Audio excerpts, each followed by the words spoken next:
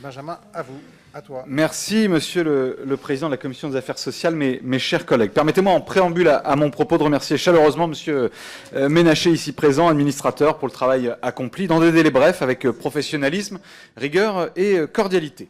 Je veux aussi saluer celles et ceux qui ont accompagné ce travail, syndicalistes, juristes, militants, mon équipe parlementaire, évidemment.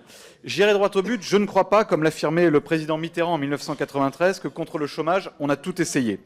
Si, comme l'affirmait plus tard Lionel Jospin, l'État ne peut pas tout, je crois qu'il peut beaucoup. Mon engagement à gauche est d'ailleurs intimement lié au refus de la fatalité de la résignation, inspiré par Bloom, et ça fera plaisir à notre collègue Arthur Delaporte, qui arrive en retard, qui définissait notre conscientisation, Bloom, pas Arthur Delaporte, au moment où l'on cesse de dire « c'est l'ordre des choses, il en a toujours été ainsi ».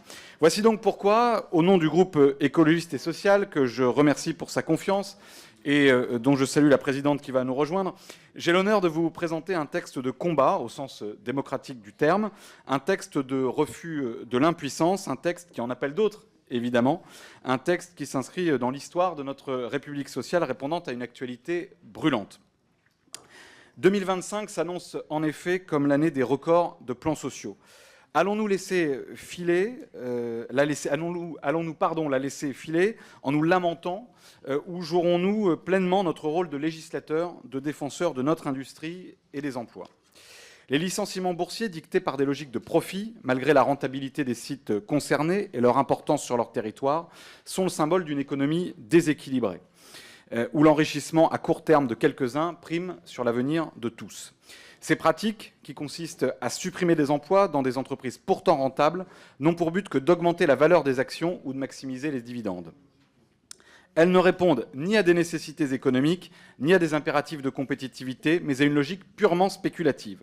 C'est un contresens économique, une faute sociale et, j'ose le dire, une faute morale. Les chiffres parlent d'eux-mêmes. En 2023, près de 70% des bénéfices des entreprises du CAC 40 ont été redistribués aux actionnaires, tandis que les investissements productifs et la hausse des salaires restaient marginalisés. Dans le même temps, des milliers de salariés ont été sacrifiés sur l'autel de la rentabilité financière. Les conséquences de ces choix sont multiples et désastreuses. Première conséquence, une perte d'attractivité pour le pays et nos territoires. Ce sont des compétences, des savoir-faire, une productivité accumulée au fil des années qui sont balayées pour répondre à des impératifs financiers à court terme. Ce cercle vicieux freine l'innovation, réduit les capacités industrielles de notre pays et nous prive d'atouts stratégiques face à la concurrence internationale. Deuxième conséquence, un impact social et territorial insupportable. Un licenciement n'est pas qu'un chiffre, mais une tragédie humaine. Il s'agit de familles plongées dans l'incertitude, de salariés démunis face à des perspectives de reconversion souvent insuffisantes. Ces suppressions d'emplois frappent de plein fouet nos territoires, notamment les bassins industriels qui se retrouvent confrontés à une double peine. La montée du chômage et l'effondrement de l'activité économique locale. Les licenciements boursiers créent des déserts économiques où les solidarités s'effritent et où le sentiment d'abandon nourrit une crise de confiance envers nos institutions et tout notre édifice démocratique. Troisième conséquence, un détournement inacceptable des aides publiques. Nombre de ces entreprises ont bénéficié de subventions, d'exonérations fiscales ou d'autres formes d'aides publiques, CIR, CIR, CICE, etc., etc., pour maintenir leur activité ou financer des investissements. Ces aides, issues de l'effort collectif des citoyens et des contribuables, sont souvent détournées de leur objectif initial pour servir des stratégies financières opaques. C'est une injustice criante qui mine la légitimité même de l'action publique et exacerbe les inégalités. Quatrième conséquence, une menace pour la souveraineté économique de la France. En laissant nos industries se désagréger sous la pression des marchés financiers, nous mettons en danger notre indépendance stratégique, qu'il s'agisse de secteurs clés comme l'énergie, la métallurgie ou la pharmacie. La France ne peut se permettre de perdre ses capacités industrielles au profit de délocalisations ou de restructurations destructrices. Face à ces constats, mes chers collègues, il est urgent d'agir. Combattre les licenciements boursiers, ce n'est pas seulement répondre à une urgence sociale, c'est réaffirmer une ambition économique. Il s'agit de protéger les emplois d'aujourd'hui tout en préparant ceux de demain. Depuis plusieurs mois, à nouveau, notre pays est confronté à une vague massive de plans de licenciement qui se succèdent à un rythme effréné, détruisant et menaçant des milliers d'emplois partout en France. Les données chiffrées publiées par le ministère du Travail sont révélatrices des difficultés du moment. Au bout des 3 premiers trimestres de 2024, on recensait déjà autant de PSE validés ou homologués par l'autorité administrative que sur l'ensemble de l'année 2023. Entre ces 2 années, le nombre de PSE mis en œuvre a augmenté de 40% et le nombre de ruptures de contrat de travail qui en a résulté de 50%. C'est un désastre. À titre d'exemple, en novembre dernier, le distributeur Auchan annonçait la suppression de 2389 postes, quasiment en même temps que l'annonce de la fermeture de 2 sites de production par le groupe Michelin, qui menace 1254 salariés, et que le plan de restructuration dévoilé par Valeo prévoit la suppression de 868 postes en France. Au total, près de 250 plans de licenciement seraient en préparation selon la CGT, menaçant près de 300 000 emplois en France. Ces licenciements sont qualifiés de boursiers en ce qu'ils n'obéissent pas à un impératif économique, mais visent pour les entreprises à accroître toujours plus leur rentabilité financière, à l'instar du groupe Michelin dont je parlais, qui a dégagé un bénéfice net de 2,6 milliards d'euros en 2023 et versé, accrochez-vous bien, 1,4 milliard d'euros de dividendes en 2024, considérant les salariés comme de simples coûts à réduire. Alors que les défaillances d'entreprises sont en nette hausse dans les petites et moyennes entreprises de plus de 50 salariés, plus de 47% selon les données publiées par Altares, et que la majorité des PSE ont lieu dans les entreprises de moins de 1000 salariés, les entreprises de moins de 1000 salariés ne sont aujourd'hui pas soumises à l'obligation de recherche d'un repreneur en cas de fermeture de site. C'est pourquoi cette proposition de loi étend l'obligation introduite par la loi du 29 mars 2024, plus connue sous l'appellation de loi Florange, de rechercher un repreneur pour les entreprises envisageant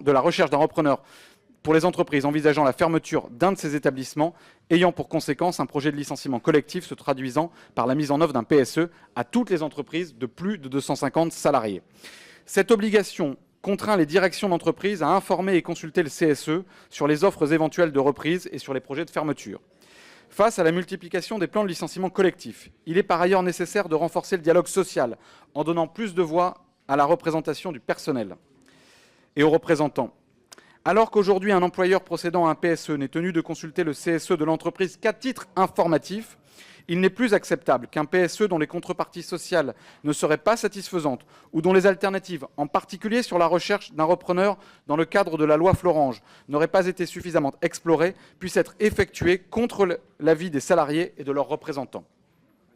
Pour y remédier, cette proposition de loi introduit un droit nouveau pour les représentants des salariés en conférant au CSE un droit de veto suspensif lors de l'engagement par l'employeur d'un PSE.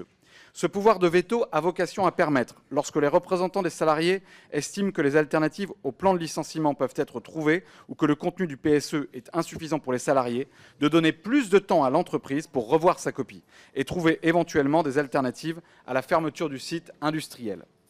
Alors que les aides publiques aux entreprises représentent aujourd'hui près de 200 milliards d'euros par an et que leur versement n'est pas conditionné à un strict usage d'investissement et de maintien de l'emploi sur le territoire national, cette proposition de loi permet la restitution par les groupes procédant à des PSE des exonérations de cotisations sociales perçues au titre des emplois concernés par le licenciement collectif et le crédit d'impôt recherche perçu au cours des 3 derniers exercices. En outre, les plans de licenciement collectif ayant des conséquences particulièrement néfastes pour les territoires. Cette proposition de loi prévoit enfin d'augmenter le coût plancher des mesures de revitalisation pour les bassins d'emploi qui subissent des PSE.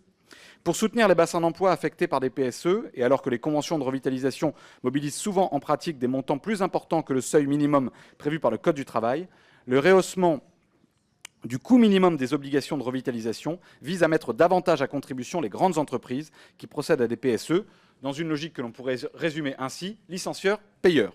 Mes chers collègues, j'achève ici. Notre histoire républicaine et sociale est intimement liée à notre histoire industrielle. Avec les révolutions industrielles sont venues par les luttes collectives d'immenses progrès sociaux et démocratiques. Le sens de notre histoire sociale est clair, subordonner l'ordre économique à l'intérêt général. Ainsi, nous avons pu construire une grande nation industrielle et un État social protecteur. Tant de conquêtes arrachées de haute lutte, d'emplois indispensables ont été et sont menacés par la recherche effrénée du profit à outrance, la mondialisation dérégulée, les logiques purement financières, l'abdication du politique devant la main invisible du marché. Le désastre des suppressions d'emplois industriels en France constitue un terrible renversement des principes qui ont guidé notre pacte républicain. Chaque usine qui ferme, malgré des bilans financiers positifs, chaque territoire abandonné à la désindustrialisation est une négation des luttes passées et une atteinte au contrat social qui unit notre pays. À chaque fois, c'est l'avenir qui est hypothéqué et le déclin qui gagne du terrain. Notre pays ne peut accepter un tel déclassement. Avec ce texte, nous entendons simplement redonner à la puissance publique les moyens de réguler et d'orienter l'économie et redonner aux citoyens, aux élus et aux représentants des salariés la capacité d'intervenir pour défendre l'emploi et préserver nos territoires. Je vous remercie.